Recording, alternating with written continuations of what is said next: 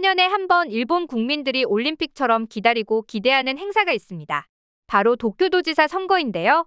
특히 올해는 역대 최다 인원인 56명이 입후보에 많은 화제를 모은 가운데 이번 선거에서 유독 논란이 된 장면 하나가 있습니다.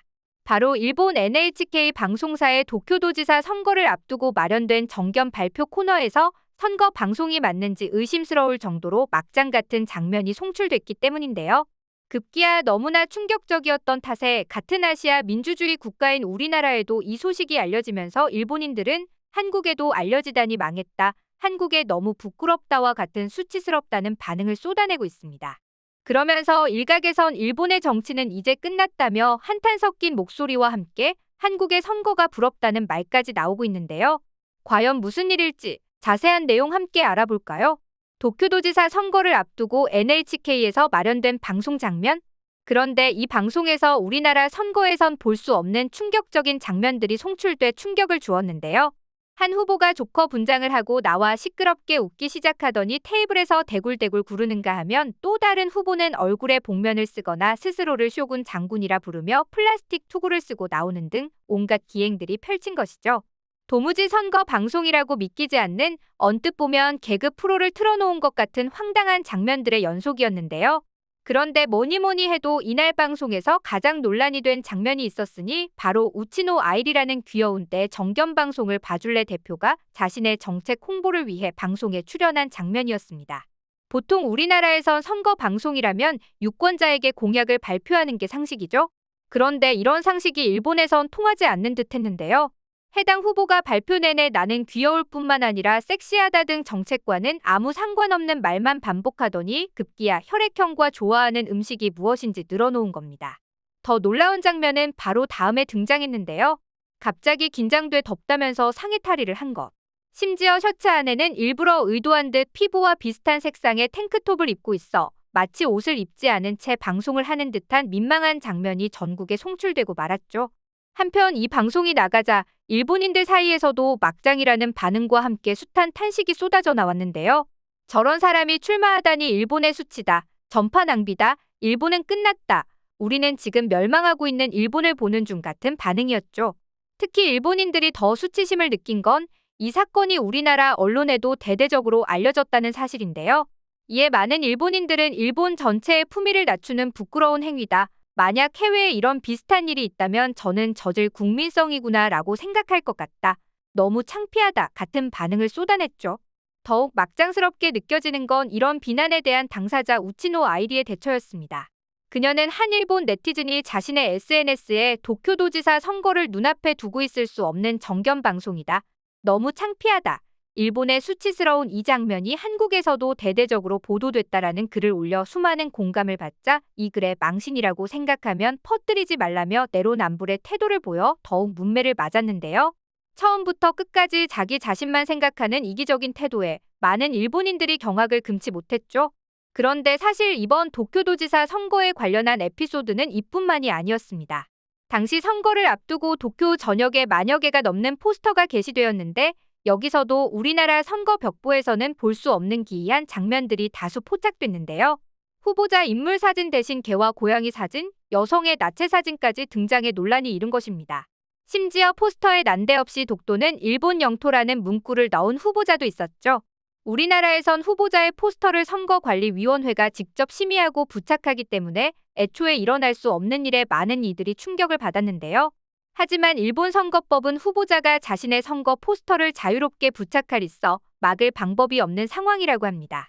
심지어 이런 논란에 포스터를 부착한 후보들은 표현의 자유라는 주장을 하고 있었는데요. 그런데 막상 일본의 정치는 지금 자유, 민주 이런 것과 거리가 먼 모습이라고 합니다.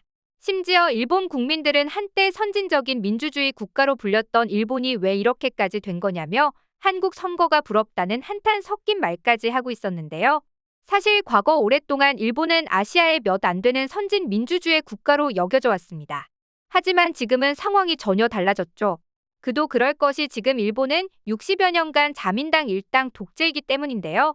이는 우리나라 같은 아시아의 민주주의 국가를 제외하고서라도 전 세계 민주국가들 중에서도 유일한 일당 독재입니다. 하지만 알다시피 민주국가에서 변화를 만들어내는 가장 큰 원동력은 정권교체라고 해도 과언이 아니죠. 교체 전까지 간과되거나 무시됐던 국민들의 요구를 새롭게 국정에 반영해 새로운 방향 전환을 시도하는 과정이기 때문에 민주국가에서 꼭 필요한 과정이라 할 수 있는데요. 하지만 이런 것이 일본에선 가능하지 않습니다. 시민이 직접 투표로 권력의 수장을 선출하는 대통령제를 채택하고 있는 우리나라와 달리 의원 내각제인 일본은 다수당의 대표가 국회 지명 선거를 거쳐 총리를 결정하는 방식이기 때문인데요. 이 때문에 일본 총리는 정당 간 치열한 경쟁과 국민의 선택으로 결정되는 것이 아니라 자민당 내부 파벌의 권력투쟁으로 결정되곤 합니다. 이렇다 보니 정치판이 애초에 폐쇄적으로 짜여질 수밖에 없고 시민 참여는 미미할 수밖에 없는 실정이죠. 이런 이유가 복합적으로 작용한 결과 일본 국민들의 정치에 대한 관심은 주요 선진국들 중에선 최하위에 머물고 있는데요. 실제로 일본의 투표율은 48% 내외로 이마저도 대부분 노년층이라고 합니다. 그리고 이런 상황은 자연스럽게 일본의 일당 체제가 더욱 더 우경화되는 악순환을 만들어내고 있죠. 반면 일본과 달리 한국 시민들이 정치에 쏟는 관심은 높습니다. 특히 젊은이들의 관심이 일본 대비 훨씬 높다는 점은 시민들의 적극 참여가 민주주의 근간이라는 점에서는 매우 긍정적인데요. 그 결과 일본은 최근 몇 년 사이 정치적 민주주의뿐만 아니라 경제나 문화적 소프트 파워까지 한국에 크게 밀리고 있습니다. 실제로 자유로운 국가일수록 국민들이 창의적인 특성을 보여주죠. 즉 민주주의의 최대 수혜자가 바로 문화라고 할 수 있는데요. 한때 애니, 영화 등으로 위세를 떨쳤던 일본 문화가 점차 쇠퇴하고 한류가 점차 세계화되고 있는 것도 우리나라엔 자유화된 분위기가 형성되어 있기 때문입니다. 당연히 이는 콘텐츠 수출로 이어지고 한 나라의 문화적 발전뿐만 아니라 경제 발전에도 직접적인 영향을 미칠 수밖에 없죠. 이렇다 보니 일본 내에서도 지금 한국과 일본의 상황을 비교하면서 한탄하는 반응들이 쏟아져 나오고 있는 것인데요. 한국은 촛불 집회로 정권을 쓰러뜨렸지만 우리는 그러지 못했다. 일본 정치는 잘 안 됐다. 우리는 한국 정치를 배워야 한다. 일본은 정치 후진국이고 민주주의의 기본도 모르는 나라임. 그래서 쉽게 이세 정치인이 나오는지도 일본의 정치 세습도 북한의 세습과 같죠? 엄청 한심하게 보입니다. 예전부터 있던 말이에요. 세계에서 가장 성공한 사회주의 국가는 일본이라고요. 스탈린이 없는 스탈린주의 나라, 그것이 일본? 일본은 경제적으로 잘 살아서 선진국으로 분류되었지만 현대적인 의미로 선진국은 민주주의와 인권, 행복에 중점을 두고 있기에 그런 측면에서 일본은 제외할 필요가 있을 듯합니다. 반면 한국은 진정한 의미에서의 선진국이자 민주주의 국가로 볼 수 있을 것 같아요. 일본의 역사를 보면 민중으로부터 개혁 시도가 전혀 없었던 것 같네요. 혐한 분위기가 팽배한 일본 국민들 사이에서도 이런 목소리가 나온다는 것은 그만큼 일본 내 폐쇄적인 상황이 심각하다는 방증으로 풀이되고 있죠.